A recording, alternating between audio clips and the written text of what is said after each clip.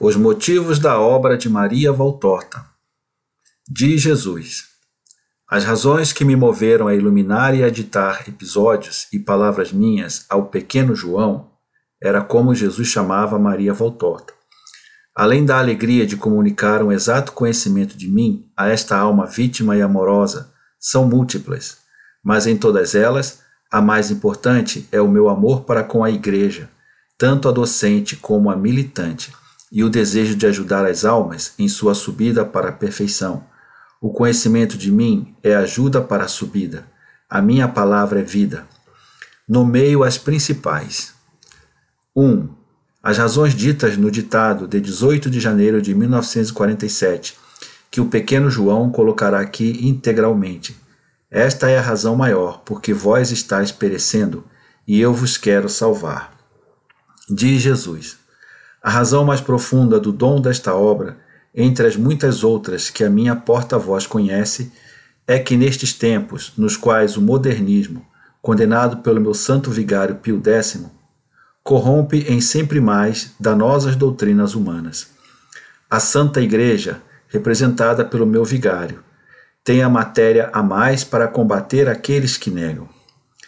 A sobrenaturalidade dos dogmas, a divindade do Cristo, a verdade do Cristo Deus e homem, real e perfeito, tanto na fé como na história, que sobre ele foi transmitida. Evangelhos, Atos dos Apóstolos, Epístolas Apostólicas e tradição. A doutrina de Paulo e de João e a dos concílios de Niceia, Éfeso e Calcedônia e outros mais recentes, como minha verdadeira doutrina, por mim verbalmente ensinada ou inspirada, a minha sabedoria ilimitada por ser divina. A origem divina dos dogmas, dos sacramentos e da Igreja Una, Santa, Católica e Apostólica. A universalidade e continuidade até o fim dos séculos do Evangelho por mim dado a todos os homens. A natureza perfeita desde o começo da minha doutrina, que não foi formada através de sucessivas transformações, mas tal como é, foi dada, doutrina de Cristo, do tempo de graça, do reino dos céus e do reino de Deus em vós, divina, perfeita, imutável, boa nova para todos os sedentos de Deus. Ao dragão vermelho com 7 cabeças, 10 chifres e 7 diademas na cabeça, que com a cauda arrasta atrás de si a terceira parte das estrelas do céu e as faz precipitar. E em verdade vos digo que elas se precipitam ainda mais abaixo do que da terra, e que persegue a mulher. As feras do mar e da terra, que muitos demasiados adoram, seduzidos como são pelo seu aspecto e prodígios, se opondo ao meu anjo, que voa pelo meio do céu, segurando o evangelho eterno bem aberto. Também as páginas até agora fechadas, para que, por sua luz, os homens possam salvar-se das espiras da grande serpente das 7 faces, que os quer sufocar em suas trevas. E no meu retorno ainda encontre a fé e a caridade no coração dos perseverantes, e sejam eles mais numerosos do quanto a obra de Satanás e dos homens poderia esperar. 2. Despertar nos sacerdotes e nos leigos um vivo amor ao Evangelho e a tudo o que se refere a Cristo. A primeira entre todas as coisas há de ser uma renovada caridade para com minha mãe, nas orações, nas quais está o segredo da salvação do mundo. Ela, a minha mãe, é a vencedora do dragão maldito. Ajudai o poder dela, com vosso renomado amor a ela, e com a renovada fé e conhecimento de tudo o que ela se refere. Maria deu ao mundo o Salvador. O mundo receberá ainda dela a salvação. 3. Dar aos mestres do Espírito e diretores de almas ajuda ao seu ministério, estudando o mundo dos diversos espíritos que se agitaram ao redor de mim e dos diversos modos por mim usados para salvá-los, porque seria uma tolice querer-se ter um método único para todas as almas. Diferente é o modo de atrair à perfeição um justo que espontaneamente a ela tende, do modo que se haverá de usar com um crente, mas pecador, daquele que se haverá de usar com um pagão.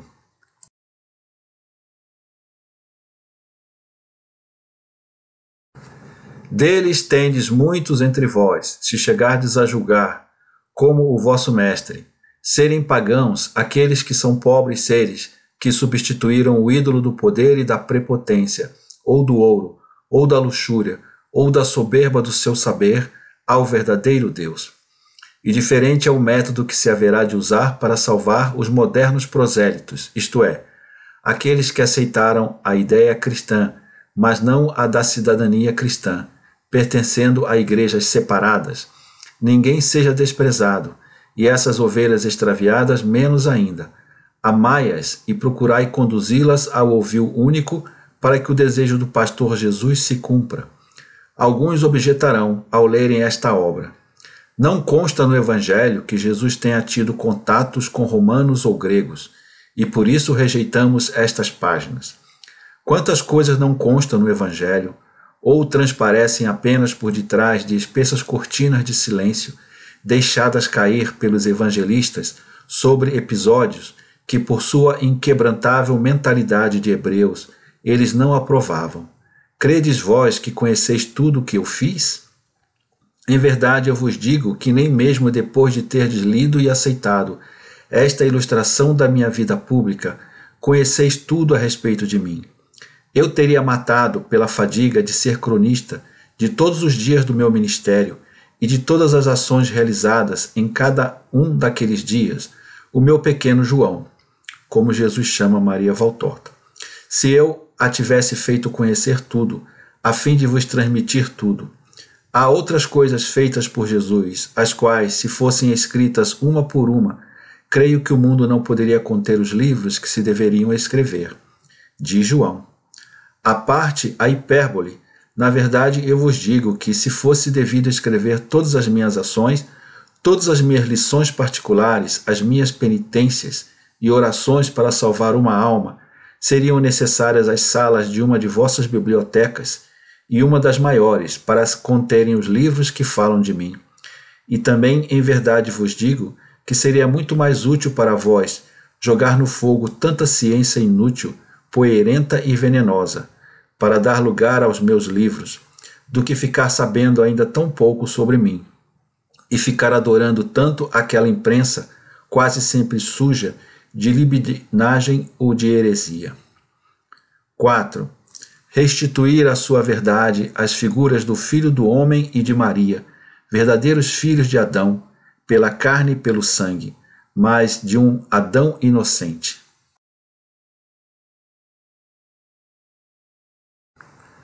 Como nós todos, assim deviam ser os filhos do homem, se o progenitor e a progenitora não tivessem rebaixado sua perfeita humanidade, no sentido de ser humano, ou seja, de ser criatura, na qual está a dupla natureza espiritual, a imagem e semelhança de Deus e a natureza material, como vós sabeis que fizeram.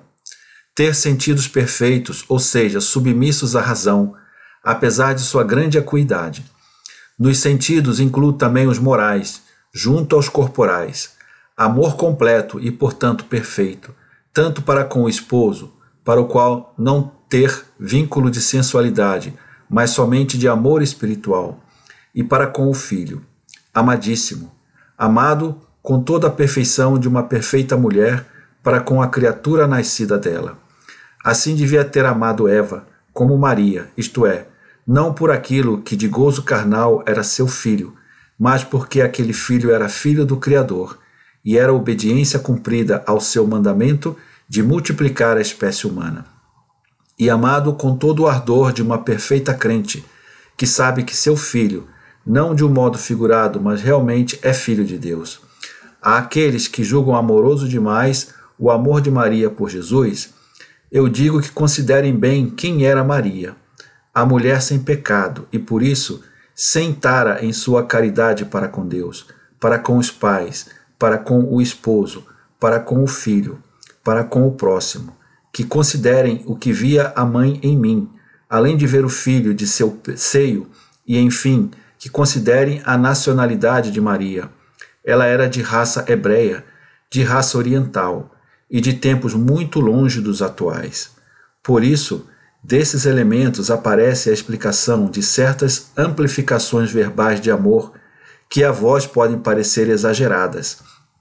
Estilo florido e pomposo, até em conversações comuns, o estilo oriental e hebraico.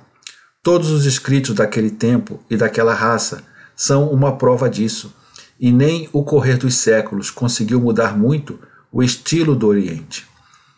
Pretenderias que, porque vós, 20 séculos depois, e quando a perversidade da vida matou o grande amor, deveis examinar estas páginas, eu vos desse uma Maria de Nazaré igual a mulher árida e superficial como do vosso tempo? Maria é o que é, e não se muda a doce, pura, amorosa menina de Israel, esposa de Deus, mãe virginal de Deus, em uma excessivamente doentia exaltada, ou em uma mulher glacialmente egoísta do vosso século.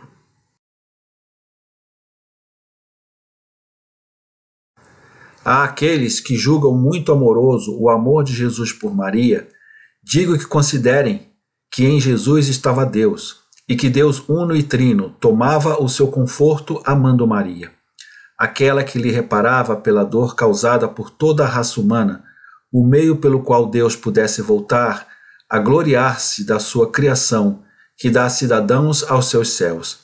E considerem, enfim, que todo amor se torna culpável quando, e somente quando, desordena, ou seja, quando vai contra a vontade de Deus e o dever de a cumprir. Agora considerai, o amor de Maria fez isso? O meu amor fez isso? Ela me impediu, com amor egoísta, de cumprir toda a vontade de Deus? Por um amor desordenado por minha mãe, reneguei talvez a minha missão? Não.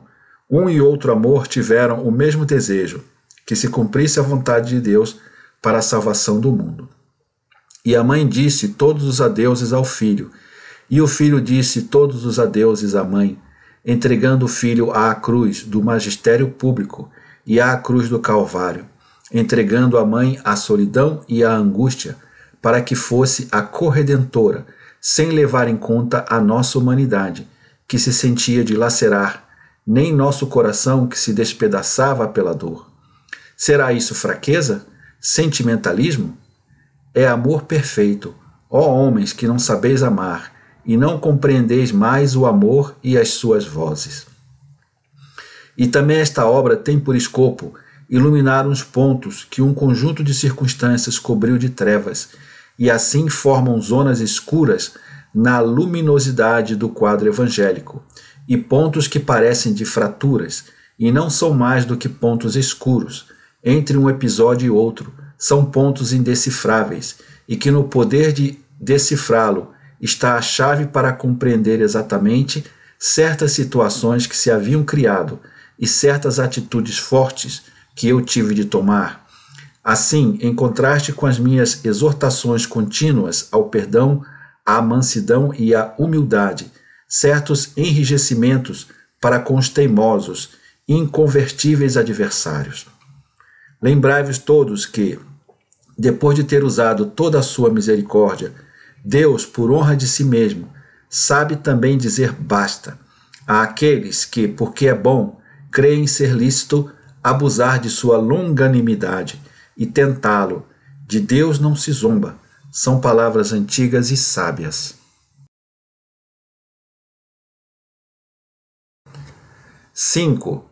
Conhecer exatamente a complexidade e duração da minha longa paixão, a qual culmina na paixão cruenta, ocorrida em poucas horas, que havia se consumado em um tormento cotidiano, que durou décadas e décadas, e que foi sempre aumentando, e com a minha, a paixão da mãe, a qual a espada da dor transpassou o seu coração durante um tempo igual, e levar-vos, pelo conhecimento disso, a amar-nos mais.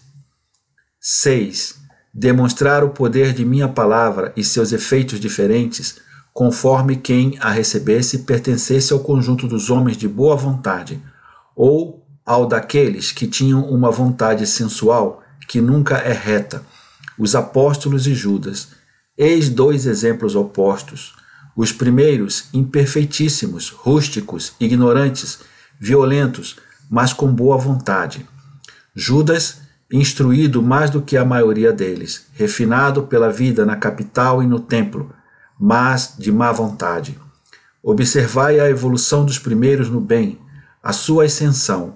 Observai a evolução do segundo no mal e a sua descida. Observai essa evolução na perfeição dos 11 bons, sobretudo aqueles que, por um defeito de visualização da mente, estão acostumados a desnaturalizar a realidade dos santos, fazendo do homem que atinge a santidade com duríssima luta contra as forças poderosas e tenebrosas, um ser inatural, sem concupiscência e sem emoções, e portanto sem méritos, porque o mérito vem justamente da vitória sobre as paixões desordenadas e as tentações, alcançada por amor a Deus, e por conseguir o fim último, gozar de Deus eternamente. Que o observem aqueles que pretendem que o milagre da conversão deva vir só de Deus. Deus dá os meios para se converter, mas não violenta a vontade do homem. E se o homem não quer converter-se, inutilmente terá o que a outro serve para a conversão. Considerem aqueles que examinam os múltiplos efeitos da minha palavra, não somente sobre o homem humano, mas também sobre o homem espiritual. Não só sobre o homem espiritual, mas também sobre o homem humano. A minha palavra, acolhida com boa vontade, transforma a um e a outro, conduzindo-os à perfeição externa e à interna. Os apóstolos, que por sua ignorância e por minha humildade, tratavam o Filho do Homem com confiança excessiva, um bom mestre entre eles, e nada mais, um mestre humilde e paciente, com o qual era lícito tomar liberdades, às vezes excessivas.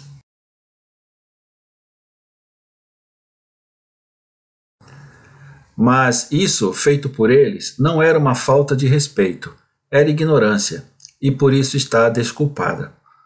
Os apóstolos, briguentos entre si, egoístas, ciumentos no seu amor e do meu amor, impacientes com o povo, um pouco orgulhosos de serem os apóstolos, desejosos de coisas assombrosas que os fizessem serem vistos pela multidão como dotados de um poder extraordinário, lentamente, mas continuamente, se vão transformando em homens novos, dominando primeiro as suas paixões por me imitarem e me deixar contente, e depois, conhecendo sempre mais o meu verdadeiro eu, mudam os modos e o amor, até me verem, me amarem e me tratarem como Senhor divino. Eles são, talvez, no final da minha vida sobre a terra, ainda os companheiros superficiais e alegres dos primeiros tempos? São, sobretudo, depois da ressurreição, os amigos que tratam o Filho do Homem como a um amigo? Não. São os ministros do Rei, primeiro. São os sacerdotes de Deus, depois. Todos diferentes, completamente transformados. Considerem isto aqueles que acham rudes e julguem inatural a natureza dos apóstolos, que tudo era tal e qual está descrito. Eu não era um mestre difícil, nem um rei soberbo. Não era um mestre que julga indignos dele os outros homens. Eu soube compadecer. Eu quis formar usando matérias brutas, encher de perfeições de todo tipo, vasos vazios, demonstrar que Deus pode tudo e que de uma pedra faz um filho de Abraão, um filho de Deus, e de um nada um mestre, e confundir os mestres inchados de sua ciência, que com muita frequência perderam o perfume da minha. 7. Enfim, fazer-vos conhecer o mistério de Judas, aquele mistério que é a queda de um espírito que Deus tinha beneficiado extraordinariamente, um mistério que em verdade se repete por demais frequentemente e que é a ferida que dói no coração do vosso Jesus. Fazer-vos conhecer como se cai, transformando-se de servos e filhos de Deus em demônios e deicidas, que matam Deus neles ao matar a graça, que vos impede de pôr os pés nos caminhos pelos quais se cai no abismo, e para ensinar-vos como fazer para tratar de deter os cordeiros imprudentes que se atiram no abismo.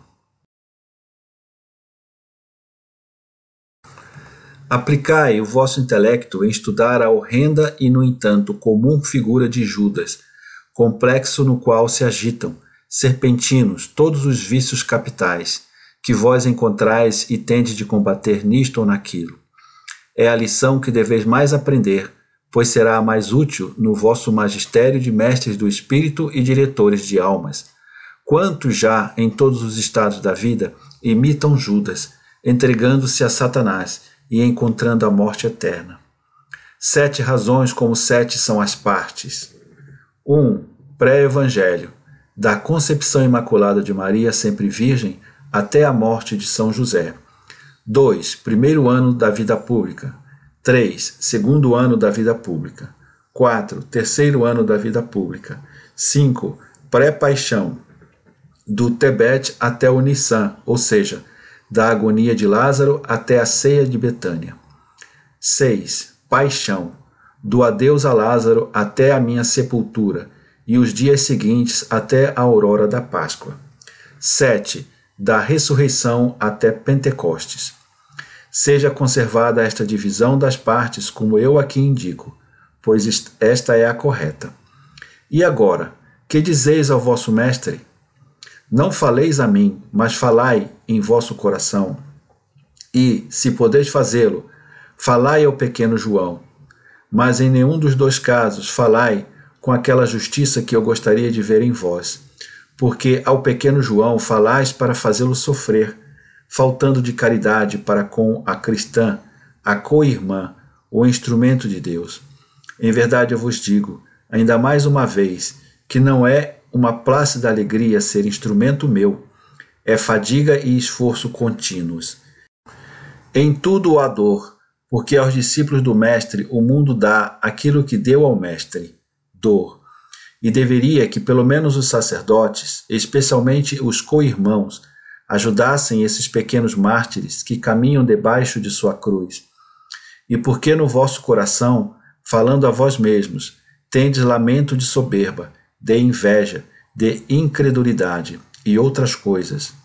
Mas eu vos darei resposta às vossas lamentações e aos vossos escandalizados estupores.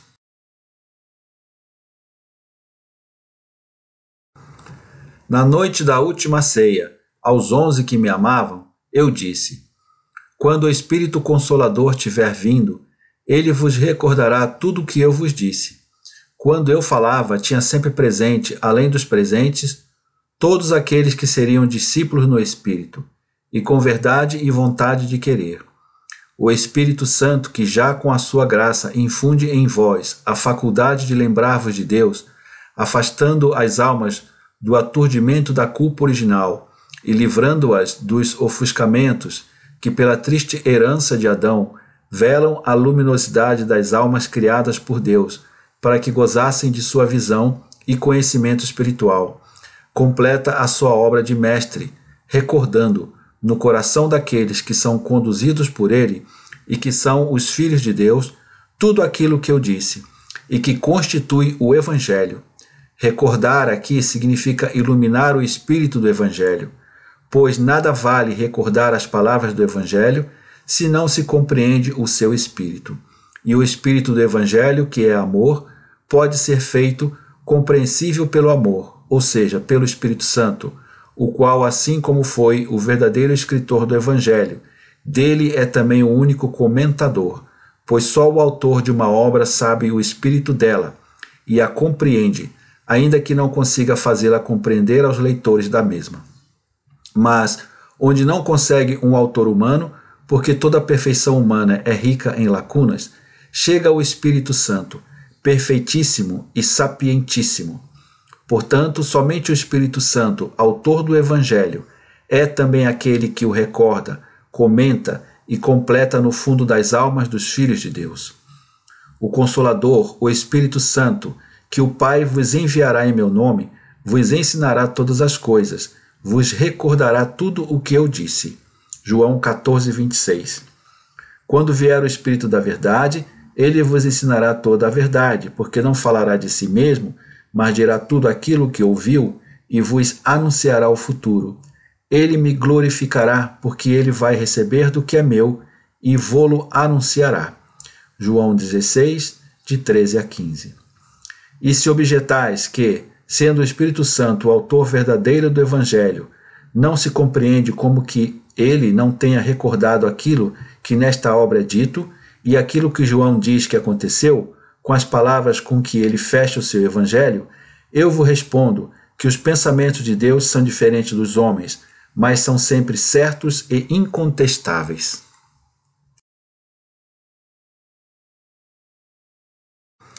E ainda, se objetais que a revelação terminou com o último dos apóstolos e que não havia nada mais a acrescentar, porque o próprio apóstolo diz no Apocalipse: se alguém acrescentar qualquer coisa a este livro, Deus colocará nessa pessoa as pragas escritas neste livro. Apocalipse 22:18. E isso pode ser entendido em toda a revelação, da qual o Apocalipse de João é o último coroamento. Eu vos respondo que nada foi acrescentado à revelação com esta obra, mas que foram preenchidas as lacunas produzidas por causas naturais e desejos sobrenaturais. E se eu quis comprazer-me em reconstruir o quadro da minha divina caridade, assim como faz um restaurador de mosaicos, que quer recuperar as peças deterioradas ou que faltam, restituindo assim ao mosaico sua completa beleza, e eu me reservei o fazer isso neste século, no qual a humanidade se precipita rumo ao abismo das trevas e horror, podeis vós me impedir? Podeis acaso dizer que não há necessidade disso? Vós que tendes um espírito tão nublado, surdo, enlanguecido diante das luzes, vozes e convites do alto? Em verdade, vós deverias bem dizer-me, pelo meu aumentar com novas luzes, as luzes que tendes, e que não vos é mais suficiente para ver o vosso Salvador, ver o caminho, a verdade e a vida, e sentir ressurgir em vós aquela comoção espiritual dos justos do meu tempo, chegando através deste conhecimento a uma renovação dos vossos espíritos no amor, que seria para vós salvação, visto que é ascensão rumo à perfeição. Eu não vos digo que sois mortos, mas adormecidos, dominados pelo sono, semelhantes às plantas durante o sono do inverno. O sol divino vos dá os seus fulgores. Despertai e bendizei a este sol que se doa. Acolhei-o com alegria para que vos aqueça desde a superfície até a profundo, e vos acorde, vos cubra de flores e de frutos. Levantai-vos, vinde ao meu dom. Tomai e comei, tomai e bebei. Eu disse aos apóstolos: se tu conhecesses o dom de Deus e quem é que te diz, dá-me de beber, tu mesma o terias pedido a ele, e ele te teria dado a água viva. Eu disse à samaritana. Eu o digo ainda agora, tanto aos doutores como aos samaritanos, porque essas duas classes extremas têm necessidades, e têm necessidade aqueles que estão entre os dois extremos. Os primeiros para não ficarem desnutridos e sem forças até para si mesmos, e de sobrenatural nutrição para os que definham pela falta do conhecimento de Deus, do Deus-homem, do Mestre e Salvador. Os segundos, porque as almas têm necessidade de água viva quando estão perecendo longe das fontes. Aqueles que estão no meio, entre os primeiros e os segundos, a grande massa dos que não têm pecados graves, mas também dos estáticos em não progredir, por preguiça, por tibieza, por algum conceito errado sobre a santidade. Aqueles que são escrupulosos a respeito de não se condenarem, de ser observantes, de intrincar-se em um labirinto de práticas superficiais, mas que não ousam dar um passo no caminho empinado, empinadíssimo da heroicidade, para que desta obra recebam um impulso inicial para sair daquela estaticidade e iniciarem o caminho heróico. Eu vos digo estas palavras, vos ofereço este alimento e esta bebida de água viva. A minha palavra é vida, e eu vos quero na vida, comigo, e multiplico a minha palavra para contrabalançar os miasmas de Satanás, que vos destroem as forças vitais do Espírito. Não me rejeiteis, eu tenho sede de dar-me a vós, porque eu vos amo, é a minha inextinguível sede. Tenho ardente desejo de comunicar-me convosco para fazer-vos prontos para o banquete das núpcias celestiais. E vós tendes necessidade de mim para não desfalecerem, para vestir-vos com veste ornada para as núpcias do Cordeiro, para a grande festa de Deus, depois de terdes superado a tribulação neste deserto cheio de insídias, espinheiros e serpentes, que é a terra, para passar por entre as chamas e não sofrer danos, pisar os répteis e dever absorver venenos sem morrer, tendo eu em vós. E ainda vos digo, tomai esta obra, mas não a seleis, e sim, lede e fazei que seja lida, pois o tempo está próximo. João Apocalipse 22:10. E quem é santo continue a se santificar. A graça do Senhor vosso Jesus Cristo esteja com todos aqueles que neste livro vêm aproximar-se de mim e solicitam que se cumpra para a sua defesa o grito de amor. Vem, Senhor Jesus.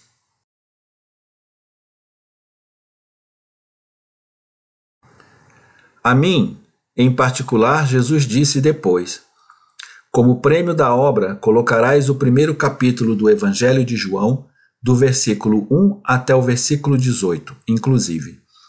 Assim, integralmente como está escrito.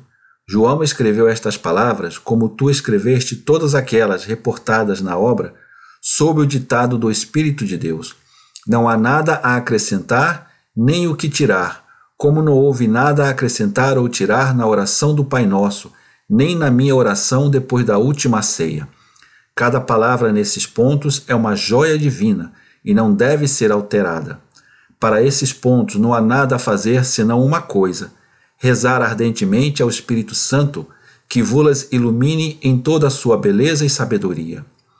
Quando, pois, chegares ao ponto em que começa a minha vida pública, copiarás também inteiramente o primeiro capítulo de João, do versículo 1 ao 18, inclusive, e o capítulo 3 de Lucas, do versículo 3 ao 18, inclusive, um atrás do outro, como se formassem um só capítulo. Nesta passagem está todo o precursor, asceta de poucas palavras e de dura disciplina, e não há mais nada a dizer. Depois colocarás o meu batismo e irás adiante, como eu disse para cada vez. E a tua fadiga terminou. Agora resta o amor e a recompensa para gozar. Alma minha, que é que eu te deveria dizer? Tu me perguntas com este teu espírito perdido em mim. E agora, que é que irás fazer, Senhor, com esta tua serva? Eu poderia dizer-te: eu vou quebrar o vaso de argila para tirar dele a essência e levá-la para onde eu estou.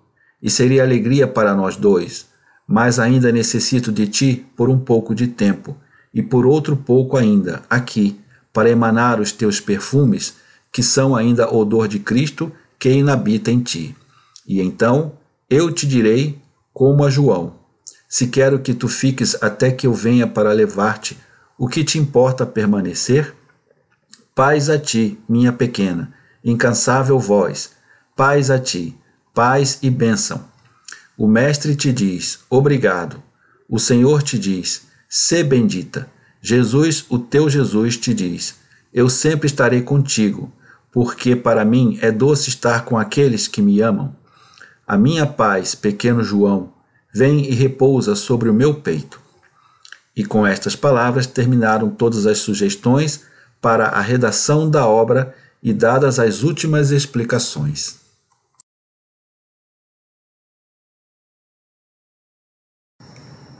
Inscreva-se no canal, ative as notificações, dê o seu like, comente e compartilhe.